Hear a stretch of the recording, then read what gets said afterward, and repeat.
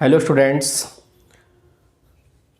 जैसा कि previous video में मैंने ये देखा था कि गुडविल का कैसे वैल्यूएशन किया जाता है, ठीक है। और आज हम लोग देखने वाले हैं रिकंस्टिट्यूशन ऑफ पार्टनरशिप कि रिकंस्टिट्यूशन ऑफ पार्टनरशिप क्या होता है, ठीक है।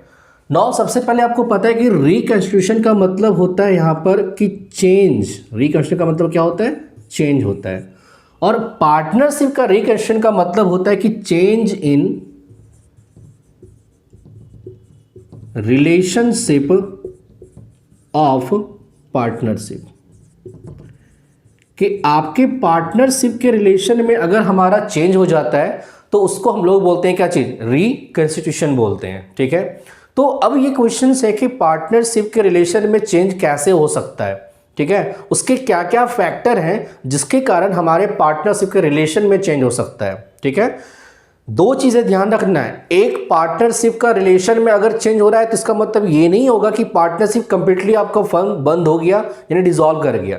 डिसॉल्व होने का अलग कारण होगा, रिकंस्टिट्यूशन का अलग कारण होता है। तो रिकंस्टिट्यूशन में हम लोग क्या करते हैं, अपने पार्टनरशिप के रिलेशन में क्या होता है? चेंजिंग होता है। जब पार्टनरशिप के रिलेशन में चेंजिंग होगा, इसका मतलब क्या है कि पार्टनरशिप से रिलेटेड जो भी बुक्स ऑफ अकाउंट है उनमें भी क्या होगा? चेंजिंग होगा। और इसी चेंज करने के लिए हम लोग यहाँ पर स्टडी करने जा रहे हैं कि क्या क्या मेरा बुक्स ऑफ अकाउंट में चेंज होगा। स्टडी करने जा रहे हैं क्या चीज? Reconstitution of a partnership. तो सबसे पहले यहाँ पर क्वेश्चन है कि अगर पार्टनरशिप के रिलेशन में चेंज होता है, उसके चेंज होने का क्या कारण है। तो फर्स्ट जो हमारा फैक्टर होगा वो हमारा होगा ड्यू टू चेंज इन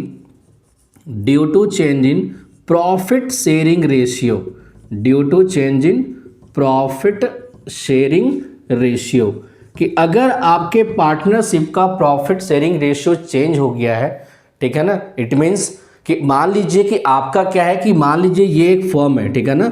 अब ये फर्म में हमारा दो पार्टनर है। ये पहले अपना प्रॉफिट इक्वली डिस्ट्रीब्यूट करता था, लेकिन अब इसने नेक्स्ट ईयर से ये डिसाइड किया कि अब हम लोग इक्वली नहीं, अब हम लोग एक गिवन रेशियो 2:1 में क्या करेंगे, हम लोग प्रॉफिट शेयरिंग रेशियो करेंगे। यानी इनको प्रॉफिट शेयरिंग किस में करेंगे? इस गिवन रेशियो में। तो अब देखिए यहाँ पर क्या हुआ कि ये जो फर्म था पहले हमारा, उनमें जो दो पार्टनर थे भी, पहले इसका क्या था? 1:1 था। लेकिन अब इसने फ्यूचर में डिसाइड कर लिया कि अब मेरा जो रेशियो होगा वो ये रेशियो होगा। तो देखिए इसी चेंज जो हमारा हुआ, ये प्रॉफिट शेयरिंग रेशियो जो चेंज हुआ, इसके कारण हमारा क्या होगा कि जो भी बुक्स ऑफ अकाउंट्स हैं उसमें कुछ ना कुछ क्या आएगा? चेंजिंग आएगा। और वही चेंज करने के लिए हम स्टडी करेंगे क्या चीज? Reconstruction of a partnership. तो वो आगे हम बताएंगे कि हमारा क्या क्या बुक्स ऑफ अकाउंट चेंज हो सकता है due to change in profit sharing ratio. तो आपको याद रखना है कि फर्स्ट फैक्टर जो हमारा होता है वो होता है due to change in profit sharing ratio. अगर हम सेकेंड की बात करते हैं तो हमारा प्रॉफिट यानी पार्टनरशिप के रिलेशन में चेंजिंग कैसे हो सकता है? तो ड्यू टू यहां पर हो जाएगा admission of a new partner.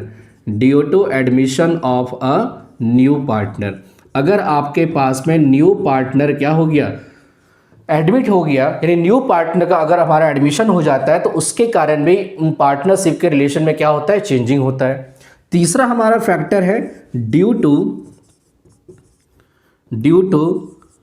Retirement of a partner. Due to retirement of a partner, कि अगर हमारा कोई भी एक पार्टनर क्या हो जाए? रिटायर कर जाए, तो उस केस में भी हमारा क्या होगा कि अगर कोई पार्टनर रिटायर करता है तो उस केस में भी हमारा क्या होता है? पार्टनरशिप के रिलेशन में क्या होता है? चेंजिंग होता है। फोर्थ हमारा है due to death of a partner. Death of a partner, अगर कोई भी पार्टनर का डेथ हो जाता है उनके कारण भी क्या होता है? पार्टनरशिप के रिलेशन में चेंज होता है, ना कि हमारा पार्टनरशिप कंप्लीटली बंद हो जाता है, ठीक है ना। तो ये चीज ध्यान रखना है। फिफ्थ हमारा क्या हो गया? Due to amalgamation. Due to amalgamation, ठीक है। आपको मैंने बताया था कि एमलगमेशन का मतलब क्या होता है कि जब कोई एक फर्म दूसरे फर्म में ज्वाइंट होकर के एक न्यू फर्म क्रिएट कर लेता है तो उस केस को हम लोग बोलते हैं क्या चीज? एमलगमेशन बोलते हैं। तो एमलगमेशन के कारण भी क्या होता है कि हमारा जो पार्टनरशिप है उसमें क्या होता है? रिलेशन में कुछ ना कुछ चेंजिंग होता है। फिर हमारा सिक्स्थ है due to firm convert into company, कि अगर आपका कोई भी फर्म कंपनी में कन्वर्ट हो जा रहा है तो उस केस में भी क्या होगा, उनके पार्टनरशिप, उनके मेंबर में क्या होगा, रिलेशन आएगा। रिलेशन में हमारा क्या होगा, चेंज होगा। ध्यान रखना है कि उनके पार्टनरशिप के रिलेशन में क्या होगा, चेंज होगा। तो these are the factors due to reconstitution of a partnership. ध्यान रखना है कि किसी भी पार्टनरशिप का रिकंस्टिट्यूशन अगर हो रहा है, इसका मतलब क्या हो रहा है कि उनके रिलेशन में क्या ना कुछ यहाँ पर चेंजिंग हो रहा है। और चेंज होने का सबसे बड़ा कारण हमारा क्या है, ये 5 पॉइंट है, और भी बहुत सारे हैं, बट बेसिकली हमारा ये 5 पॉइंट आपको ये स्टडी करना है, क्योंकि थ्योरेटिकल क्वेश्चन में ये आपसे पूछा जा सकता है कि what are the factors that reconstitute the partnership, कि अगर पार्टनरशिप हमारा रिकंस्टिट्यूट हो रहा है तो उसके क्या क्या फैक्टर है। तो सबसे फर्स्ट हमारा है कि due to change in profit sharing ratio, अगर आप प्रॉफिट शेयरिंग रेशियो को चेंज कर देते हैं तो उनके कारण पार्टनरशिप रिलेशन में क्या होता है, चेंजिंग होता है। नेक्स्ट है due to admission of a new partner, अगर कोई न्यू पार्टनर है और उनको हम एडमिट किए हैं अपने फर्म में तो उनके कारण भी बुक्स ऑफ अकाउंट में क्या होगा, चेंजिंग होगा, और पार्टनरशिप रिलेशन में क्या होता है, चेंजिंग होता है। फिर अगर due to retirement of a partner है, कोई पार्टनर रिटायर कर गया, कोई पार्टनर डेथ कर गया, तो उनके कारण भी क्या होगा, अब पार्टनर्स रिलेशन में चेंज हो जाएगा।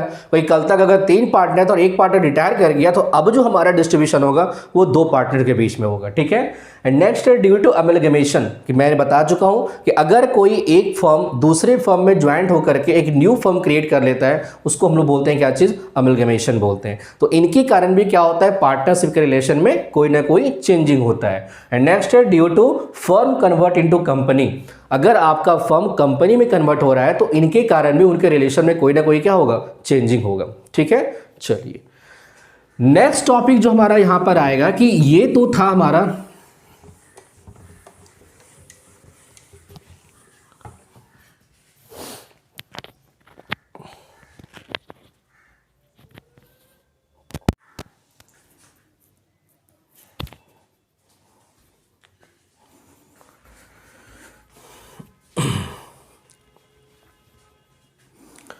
तो अब इसके बाद हम लोग ये टॉपिक अभी देखें क्या चीज़ कि पार्टनरशिप का रिकंस्ट्रक्शन क्या होता है, ठीक है। तो अब यहाँ पर हम लोग न्यू टॉपिक देख रहे हैं यहाँ पर कि व्हाट आर द एडजस्टमेंट, कि अगर हमारा कोई भी पार्टनरशिप रिकंस्टिट्यूट कर जाता है तो उसमें क्या क्या एडजस्टमेंट होते हैं, ध्यान रखना है एडजस्टमेंट। तो सबसे पहले आपको याद रखना है आपको कि अगर आपका पार्टनरशिप रिकंस्टिट्यूट हो रहा है तो सबसे पहले आपको निकालना पड़ेगा क्या चीज़, change in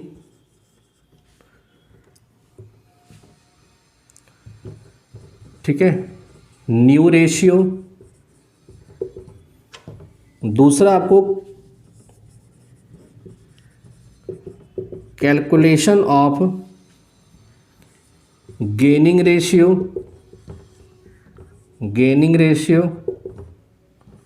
and sacrificing ratio,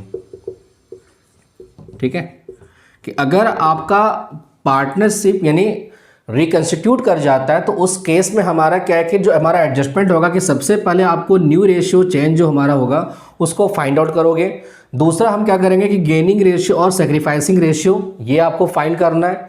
and third यहाँ पर हमारा क्या होगा, एडजस्टमेंट ऑफ गुडविल, ठीक है, एडजस्टमेंट ऑफ गुडविल, कि आपको गुडविल का एडजस्टमेंट करना पड़ेगा।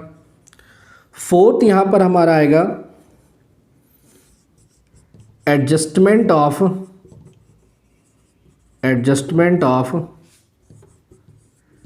Accumulated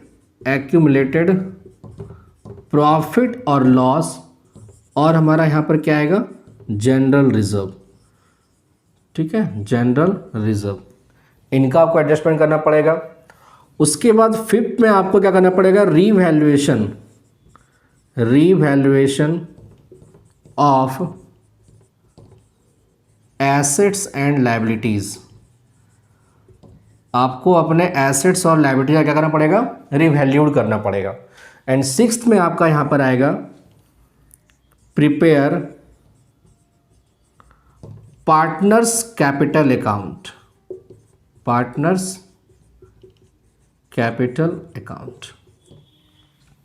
these are the adjustment, okay. कि अगर आपका प्रॉफिट शेयरिंग रेशियो चेंज हो जाता है तो उस केस में हमारा जो एडजस्टमेंट होगा वो सबसे पहले क्या होगा कि आप सबसे पहले आपके पास में क्या होगा, न्यू रेशियो आपको फाइंड आउट पता होगा। एंड आफ्टर दैट क्या होगा कि आपके पास में गेनिंग रेशियो और सैक्रिफाइसिंग रेशियो फाइंड करना है। कैसे होगा मैं भी आपको बताऊंगा। उसके बाद आपको एडजस्टमेंट ऑफ क्या होगा, गुडविल, ठीक है ना, कि आपको एडजस्टमेंट किसका करना है, गुडविल का। फिर है आपके पास में एक एक्यूमुलेटेड प्रॉफिट और लॉस होता है जिसको हम लोग बोलते हैं अनडिस्ट्रीब्यूटेड प्रॉफिट और लॉस, कि फर्म के पास में कुछ ऐसे प्रॉफिट लॉस होते हैं जो अनडिस्ट्रीब्यूटेड होते हैं, उनको क्या करना पड़ता है, आपको डिस्ट्रीब्यूट करना पड़ देता है, ठीक है ना। And general reserve. नेक्स्ट है कि आपके पास में कुछ एसेट्स और लायबिलिटीज होंगे जिनका फिर से क्या करना पड़ेगा, रिवैल्यूड करना पड़ेगा। And after that prepare partners capital account. तो ये सारा एडजस्टमेंट है और इन्हीं एडजस्टमेंट पे ही सारा हमारे न्यूमेरिकल क्वेश्चंस आते हैं। एग्जामिनेशन में जो भी न्यूमेरिकल क्वेश्चंस आएंगे इन सारे एडजस्टमेंट पे आते हैं। तो वन बाय वन हम लोग एक एक एडजस्टमेंट को हम लोग यहाँ पर चेक करेंगे कि कैसे हमारा फॉर्म करता है। तो सबसे पहले देखिए क्या है कि अगर आपका प्रॉफिट शेयरिंग रेशियो चेंज हो जाता है तो उस केस में आपको सबसे पहले पता होगा, जैसे मैंने भी आपको एक एग्जाम्पल दिया था, फिर से देखा, मैं आपको दिखा रहा हूँ कि मान लीजिए ये एक फर्म है, ठीक है ना, और एक फर्म में हमारा ये दो पार्टनर है, ए और बी है, जिसका अभी ओल्ड रेशियो क्या है, 1:1 है। अब इसने ये डिसाइड किया कि हम लोग जो अपने फर्म में प्रॉफिट शेयरिंग का डिस्ट्रीब्यूशन करेंगे वो 1:1 नहीं, वो मेरा क्या होगा, 2:1 होगा। तो इस केस में क्या होगा कि कोई एक पार्टनर ऐसा होगा जो गेन करेगा और कोई एक पार्टनर ऐसा होगा जो सेक्रीफाइस करेगा अपने प्रॉफिट शेयरिंग रेशियो को। तो इसी के बेस पर आपको सबसे पहले फाइंड आउट करना है कि गेनिंग रेशियो और सेक्रीफाइसिंग रेशियो क्या होता है, क्योंकि आपको सिंपली जानना है कि जिस भी पार्टनर को शेयर मिलेगा वो हो जाएगा गेन पार्टनर, और जो पार्टनर सेक्रीफाइस करेगा उसको बोलेंगे क्या चाहिए, सेक्रीफाइसिंग पार्टनर। तो सबसे पहले आपको ये पता होना चाहिए कि हम सेक्रीफाइसिंग रेशियो फाइंड आउट करते कैसे हैं। तो देखिए, सेक्रीफाइसिंग रेशियो को फाइंड करने का जो फॉर्मूला होता है वो आपका होता है कि old ratio minus new ratio. ये चीज आपको याद रखना है कि जब हम ओल्ड रेशियो में न्यू रेशियो को माइनस कर देंगे तो जो डिफरेंस आएगा वो हमारा क्या होगा, सेक्रीफाइसिंग रेशियो होगा। एंड आफ्टर दैट अगर आपको यहां पर गेनिंग रेशियो फाइंड आउट करने बोला जाए तो आप गेनिंग रेशियो का भी डायरेक्ट फॉर्मूला होता है, जहां पर क्या होगा कि न्यू रेशियो माइनस क्या होता है, ओल्ड रेशियो, ठीक है ना। ये दो फॉर्मूले होते हैं जिसको आपको लर्न रखना है कि sacrificing ratio equal to old ratio minus new ratio and gaining ratio equal to new ratio minus old ratio, ये होता है। लेकिन बात तब आती है ना कि आप जब भी क्वेश्चंस को सॉल्व करोगे ना तो दोनों में से आप एक ही फॉर्मूला को अप्लाई करोगे, ठीक है। और उस केस में क्या होगा कि मान लीजिए अगर आप सेक्रीफाइसिंग रेशियो का फॉर्मूला अप्लाई कर रहे हैं, क्योंकि आपको ये पता नहीं रहेगा कि कौन सा पार्टनर सेक्रीफाइस कर रहा है, कौन सा गेन कर रहा है, ठीक है। हाँ, एडमिशन हो जाए, डेथ हो जाए, रिटायरमेंट हो जाए, तो उस केस में आप नॉर्मली पता कर लोगे कि वहां पर कौन सा पार्टनर सेक्रीफाइस कर रहा है और कौन सा पार्टनर गेन कर रहा है। लेकिन जब कोई एक पार्टनर सिर्फ प्रॉफिट शेयरिंग रेशियो को चेंज करता है तो इस केस में आप ये नहीं बता सकते कि कौन पार्टनर गेन कर रहा है, कौन पार्टनर सेक्रीफाइस कर रहा है। तो उस केस में आपको ये दोनों में से कोई एक फॉर्मूला को अप्लाई करना है। तो मान लीजिए अगर आपने सेक्रीफाइसिंग रेशियो आपने अप्लाई किया है तो इस केस में क्या होगा कि old ratio minus new ratio. तो याद रखना है कि अगर इसका आंसर पॉजिटिव आता है तो वो अपने आप में क्या हो जाता है, सेक्रीफाइस हो जाता है। याद रखना है कि अगर आपने सेक्रीफाइसिंग रेशियो का फॉर्मूला अप्लाई किया है और आपका रिजल्ट क्या हो जाए, पॉजिटिव आ जाए, तो इसका मतलब वो क्या कर रहा है, सेक्रीफाइस कर रहा है। और अगर आपका आंसर नेगेटिव आ जाए तो यहां पर वो पार्टनर क्या करेगा, गेन करेगा। तो ये है आइडेंटिफाई करने का तरीका। सेम वे अगर आप गेनिंग रेशियो अप्लाई कर रहे हैं तो आपका फॉर्मूला क्या होगा, new ratio minus old ratio. तो अगर ये फॉर्मूला अप्लाई करने के बाद में और आपका आंसर पॉजिटिव आता है तो इसका मतलब वो पार्टनर क्या करेगा, गेन करेगा। और अगर नेगेटिव आता है इसका मतलब वो पार्टनर क्या करेगा, सेक्रीफाइस करेगा। मतलब result is totally depend on positive and negative symbols, कि अगर आपने कोई फॉर्मूला अप्लाई किया है तो आप एक ही फॉर्मूले से आप सेक्रीफाइसिंग और गेनिंग रेशियो दोनों फाइंड आउट कर सकते हैं। ऐसा नहीं है कि आप एक बार सेक्रीफाइस करोगे, एक बार गेनिंग करोगे। दोनों में से कोई एक फॉर्मूला को अप्लाई करके आप वहां पर क्या कर सकते हैं कि अगर आप जिस फॉर्मूला को अप्लाई कर रहे हैं और उस केस में अगर आपका आंसर पॉजिटिव आता है तो इसका मतलब वो क्या हो जाएगा, सेक्रीफाइस पार्टनर हो जाएगा। और अगर आंसर नेगेटिव आता है वो क्या हो जाएगा, गेनिंग पार्टनर हो जाएगा। सेम वे अगर आप गेनिंग रेशियो का फॉर्मूला अप्लाई किए हैं और उस केस में अगर आपका आंसर पॉजिटिव में आता है तो वो हमारा क्या हो जाएगा, गेनिंग पार्टनर हो जाएगा। और अगर नेगेटिव आता है तो वो क्या हो जाएगा, सेक्रीफाइसिंग पार्टनर हो जाएगा। ठीक है, तो ये हमारा क्या है, सेक्रीफाइसिंग रेशियो और गेनिंग रेशियो को कैलकुलेट हम कैसे करते हैं। तो ये फॉर्मूला आपको याद रखना है, old ratio minus new ratio, new ratio minus old ratio. सबसे पहली बात तो ये चीज़ है कि आपके क्वेश्चंस में ये चीज़ दिया रहेगा कि आपका ओल्ड रेशियो और न्यू रेशियो, तो डायरेक्टली आप वहाँ पर क्या कर सकते हैं, फाइंड आउट कर सकते हैं। ठीक है,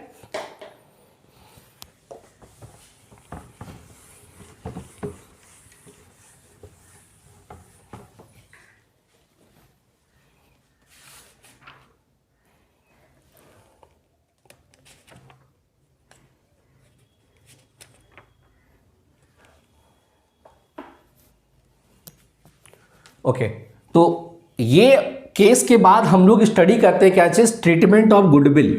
ठीक है, जो कि इंपॉर्टेंट पॉइंट है हमारा, ट्रीटमेंट ऑफ गुडविल, कि अगर कोई पार्टनर का क्या हो जाए, प्रॉफिट शेयरिंग रेशियो चेंज हो जाए। सिचुएशन भी समझना आपको, क्योंकि हर केस में गुडविल का एंट्री अलग अलग होता है। अगर आप अभी देखोगे कि due to profit sharing ratio अगर हमारा चेंज होता है तो वहां पर गुडविल का ट्रीटमेंट अलग होगा। अगर कोई पार्टनर एडमिट होता है तो वहां का गुडविल का ट्रीटमेंट अलग होगा। डेथ और रिटायरमेंट के केस में गुडविल का एंट्री क्या होगा, अलग होगा। तो जब भी आप गुडविल का ट्रीटमेंट करोगे तो सबसे पहले ये चेक करना है कि आपका जो क्वेश्चन है वो किस चैप्टर से हमारा बिलोंग कर रहा है। ठीक है, क्या वो एडमिशन से है, क्या वो रिटायरमेंट से है, क्या वो डेथ से है, या वो प्रॉफिट शेयरिंग रेशियो के चेंज होने से हमारा है। ठीक है, तो इस चैप्टर में हम स्टडी कर रहे हैं, जो कि रिकंस्ट्रक्शन का फर्स्ट चैप्टर हम स्टडी करने जा रहे हैं, कि due to change in profit sharing ratio, कि अगर आपका प्रॉफिट शेयरिंग रेशियो चेंज हो जाता है तो उस केस में गुडविल का ट्रीटमेंट क्या होगा। ठीक है ना, कि सबसे पहले तो आपको पता है कि आपके फर्म का कुछ ना कुछ हमारा क्या होगा, गुडविल होगा। ध्यान रखना है, आपके फर्म के पास में कुछ ना कुछ क्या होगा, गुडविल होगा, और उस गुडविल को क्या करेगा, हमको वहां पर इसको एडजस्टमेंट करना पड़ेगा। तो याद रखना है, अगर आपका प्रॉफिट शेयरिंग रेशियो चेंज होता है तो उनके कारण गुडविल का जो ट्रीटमेंट होगा वो याद रखना है क्या होगा। तो वहां पर हम क्या करेंगे, गेनिंग पार्टनर्स, याद रखना है, gaining partners capital account debit, gaining partners capital account debit to sacrificing partners, sacrificing partners capital account. ये चीज़ आपको याद रखना है कि अगर हमारा गुडविल का ट्रीटमेंट दिया गया है और उस केस में आपको अगर ट्रीटमेंट करना है, किस केस में, जब आपका प्रॉफिट शेयरिंग रेशियो चेंज हो जाता है, तो उस केस में सबसे पहले आपको गेनिंग और सेक्रीफाइसिंग पार्टनर को निकालना पड़ेगा कि कौन सा पार्टनर गेन कर रहा है, कौन सा पार्टनर सेक्रीफाइस कर रहा है। उसके बाद जो भी गुडविल होगा वहां पर क्या होता है, कंपनसेट कर दिया जाता है। तो gaining partners capital account debit to sacrificing partners capital account. ठीक है, ओनली ये वन एंट्री हमारा यहाँ पर होता है ट्रीटमेंट ऑफ गुडविल में। उसके बाद आपको पता है, क्योंकि जर्नल एंट्री में नरेशन आपका कंपलसरी है, तो इस केस में आप क्या कीजिएगा, जर्नल एंट्री आपको राइट कर देना है, जो भी यहाँ पर हमारा आएगा, being goodwill is compensated by the, जो भी सेक्रीफाइसिंग पार्टनर हमारा है। ठीक है, कि सेक्रीफाइसिंग पार्टनर द्वारा कंपनसेट कर दिया गया गुडविल को। ठीक है, चलो, तो ये हमारा क्या हो गया, ट्रीटमेंट ऑफ गुडविल हो गया। सारे के हम एक एक क्वेश्चन हम लोग देखेंगे, बट अभी पहले थ्योरेटिकल हम लोग पढ़ लेते हैं, उसके बाद वन बाय वन हम सभी का एक एक न्यूमेरिकल प्रॉब्लम्स को हम चेक करेंगे कि कैसे हमारा फॉर्म करता है। ठीक है, चलिए।